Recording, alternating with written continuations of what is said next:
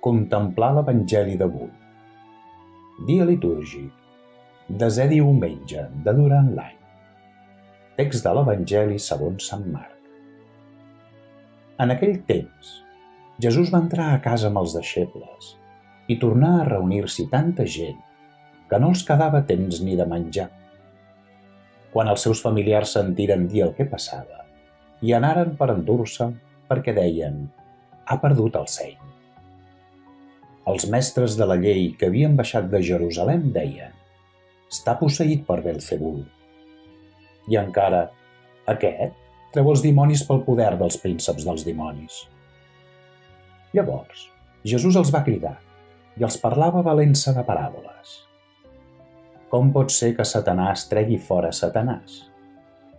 Si un reialme es divideix i lluita contra si mateix, no pot durar. I si una casa es divideix i lluita contra si mateixa, tampoc no durarà. Si és cert, doncs, que Satanàs s'ha aixecat contra si mateix i s'ha dividit, no pot durar. Ha arribat la seva fi. Ningú no pot entrar a casa d'un que és fort i apoderar-se dels seus béns si abans no el lliga. Tan sols així li podrà saquejar la casa. Us asseguro que tot serà perdonat als homes, els pecats i totes les blasfèmies que hagin proferit. Però el qui blasfema contra l'Esperit Sant no tindrà mai perdó. És culpable del seu pecat per sempre més. Jesús va parlar així perquè deien d'ell que tenia un esperit maligne. Arriben la mare i els germans de Jesús i de fora estant envien a buscar-lo. Hi havia molta gent asseguda al voltant d'ell. Li diuen: «La teva mare i els teus germans són aquí fora, que et busquen». Ell els respon: «Qui són la meva mare i els meus germans?» Llavors, mirant els qui seien al seu voltant, diu: «Aquests són la meva mare i els meus germans. El qui fa la voluntat de Déu, aquest és el meu germà, la meva germana, la meva mare». Comentari. Fray Salomón Badatana. Uau, Sudan del Sur. Com pot ser que Satanàs tregui fora Satanàs?